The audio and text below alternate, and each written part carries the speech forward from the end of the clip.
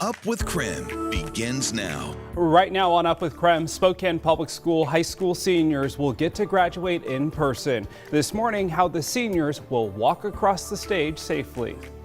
And we're exploring a forgotten part of Spokane. There was a Chinatown in downtown that was booming over a century ago. This morning, how racist immigration policies made it disappear. And of course, we're going to take you outside. We've got a little cloud cover now, but don't worry, those clouds on the way out as temperatures start to rise.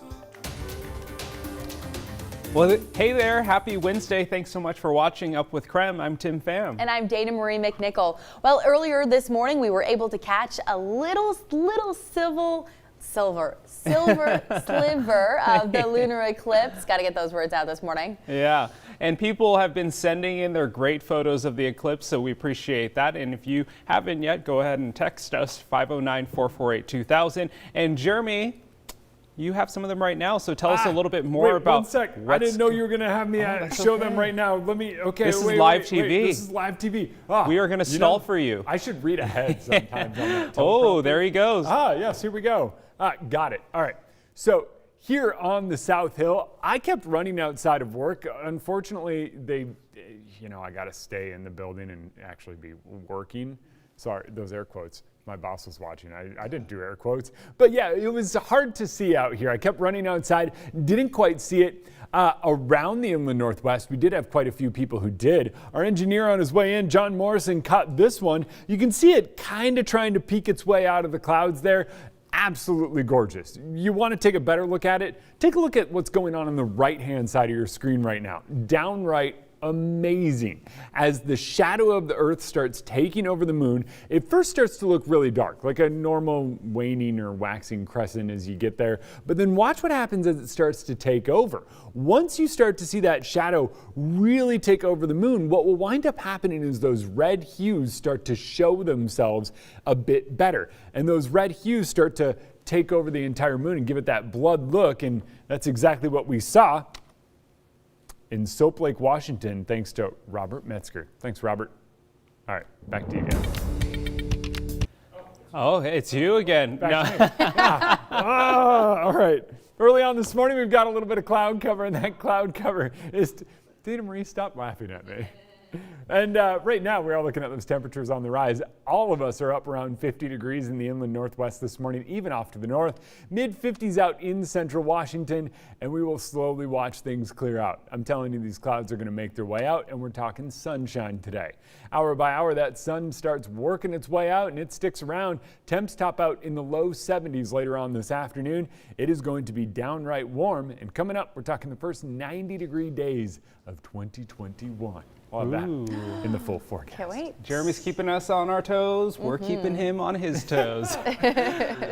Well, several local high schools will hold their graduation at an iconic Spokane landmark. This morning, Brandon T. Jones joins us live from Riverfront Park to tell us a little bit more about the event. It looks like a beautiful morning there, Brandon, with the pavilion in the background. So many smiling faces are going to be there pretty soon to graduate.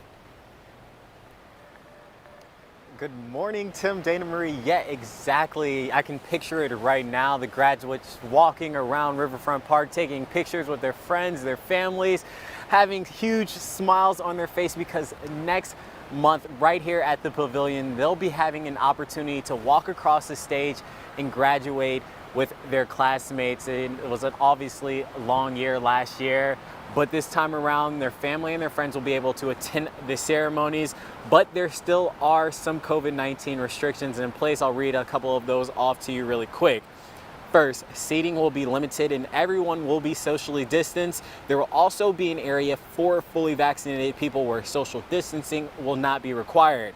Each graduate will receive 2 general seating wristbands for guests to attend the ceremony, but if family members are fully vaccinated, those wristbands can be exchanged for 4 seats in the fully vaccinated area. Everyone will be required to wear a mask on Saturday, June 12th, Shadle Park, North Central, and On Track Academy will hold commencement throughout the day. The following day, Sunday, June 13th, Lewis and Clark, Rogers, and Ferris High School seniors will graduate. On Monday, June 14th, the community school will hold its graduation. So, these ceremonies will be live streamed on SpokanePublicSchools.org for anyone who can't make it to the actual ceremony. And if you need any more information, please text us the word GRAD to 509-448-2000 and we'll send you all the information you need to know, and exciting times for these students here in Spokane. Tim, Dana Marie. Thank you for that update. Well, tonight Spokane Public Schools will decide on 3 new middle school names and mascots. They'll also decide on a name change for Track Academy. So the new names have actually been months in the making, and there's actually 3 name finalists for each school. So most of them are prominent members of the Spokane community or Northwest historical figures.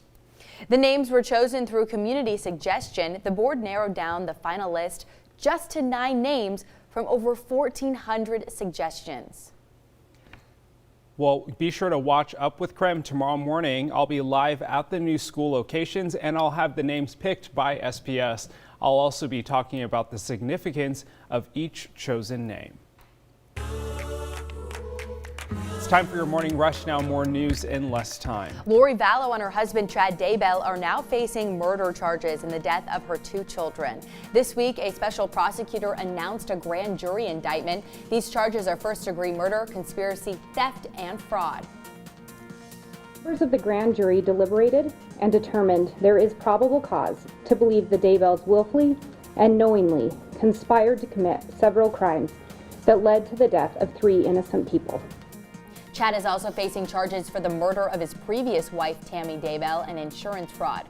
Lori is accused of grand theft after receiving Social Security benefits on her children after they went missing and later turned up dead.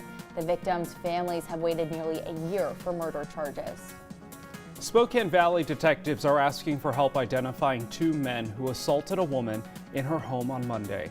She says she was attacked in her home on East 16th Avenue. She was unable to identify the men because she was unconscious for part of the attack. Detectives are asking anyone with home surveillance video in the area or have any information to contact the number there on your screen. Last night, the Spokane community gathered in Riverfront Park to pay tribute to George Floyd. Activists kneeled for 9 minutes of silence. It was the same length of time that former Minneapolis police officer Derek Chauvin kneeled on George Floyd's neck. Since Floyd's murder, Washington has passed sweeping police reform measures to make a lasting change. Hikers now have another day to explore Washington's state parks for free. The State Parks and Recreation Commission announced that June 19th is now a Discover Pass free day, so visitors won't need to display a Discover Pass for day-use parking on Juneteenth. Other free park days include June 5th, 12th, and the 13th. And this weekend, some exciting news at Silverwood. Boulder Beach is opening up for the summer. The theme park will open a new roller coaster called the Stunt Pilot. Take a look at your screen. This looks absolutely insane and so much fun. Be sure to watch Up with KREM tomorrow because, of course, we're sending our crew live out there. Jeremy Legoo, he's going to be there all morning long from the park, giving us some screams, play-by-plays, maybe how his stomach feels. He's also going to be taking a spin, of course, on that Stunt Pilot ahead of the opening. OMG, my stomach I know, just I already dropped a feel it, little right, bit. Tim? Oh, that's your morning rush. More news in less time. Let us know what's happening in your neighborhood by using the hashtag #UpWithKREM on social media. Oh man, am I excited to head outside and enjoy some of what that theme park has to offer. I'll be with Brandon T. Jones, and rumor has it, I haven't confirmed this officially, but rumor has it he's not a big theme park guy.